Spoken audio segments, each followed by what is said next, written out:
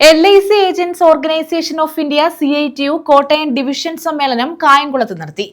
4 ജില്ലകളിലെ 18 ബ്രാഞ്ചുകളിൽ നിന്നുമായി 250 പ്രതിനിധികൾ സമ്മേളനത്തിൽ പങ്കെടുത്തു. LIC agents organisation of India CITU Kottayam division സമ്മേളനമാണ് കായംകുളം മുനിസിപ്പൽ ടൗൺ ഹാളിൽ സംഘടിപ്പിച്ചത്.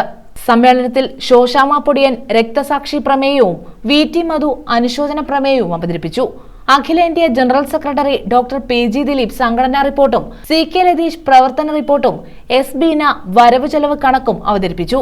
V ജോയ്ക്കുട്ടി, രാജു അച്യുതൻ, സാലി മോഹനൻ, VV ഉദയകുമാർ, സോണി ജോർജ് എന്നിവർ വിവിധ പ്രമേയങ്ങൾ അവതരിപ്പിച്ചു. ഡിവിഷൻ പ്രസിഡന്റ് S സനൽകുമാർ അധ്യക്ഷത വഹിച്ചു. GS ഉണ്ണി സ്വാഗതം പറഞ്ഞു. S ലില്ലിക്കുട്ടി, CITU ജില്ലാ general secretary P Ganakumar, MK Mohanan, സംസ്ഥാന സെക്രട്ടറി PN സുധാകരൻ, S ലില്ലിക്കുട്ടി തുടങ്ങിയവർ പങ്കെടുത്തു.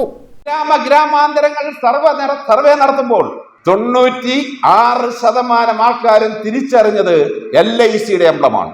അശോകചക്രം തിരിച്ചറിഞ്ഞവർ 4% ആൾക്കാരാണ്. അവിടെ നിന്നാണ് LICയെ പ്രൈവറ്റ് ചെയ്യണമെന്ന ആഗോള മുതലാളിത്തത്തിന്റെ ധാരണ മുന്നിലേക്ക് വരുന്നത്. 90 സർവേ നടക്കുന്നത്, 93 LICയെ ഡിവൈഡ് ചെയ്യണമെന്ന് പറഞ്ഞുകൊണ്ട് മൽഹോത്ര കമ്മിറ്റി റിപ്പോർട്ട് വരുന്നു. അതിനുശേഷം നിരവധി റിപ്പോർട്ടുകൾ, ബോൾസ് ആൻഡ് ഫണ്ടർ റിപ്പോർട്ട് ഉൾപ്പെടെ നിരവധി റിപ്പോർട്ടുകൾ വന്നതിന് ശേഷം എന്താ 1999 ഇൻഷുറൻസ് റെഗുലേറ്ററിയാണ് രൂപീകരിക്കുന്നത്. 2000 insurance regulatory and development authority രൂപീകരിക്കുന്നു. 2000 അതോറിറ്റി വരെയുള്ളൂ, ഇന്ത്യയില്ല.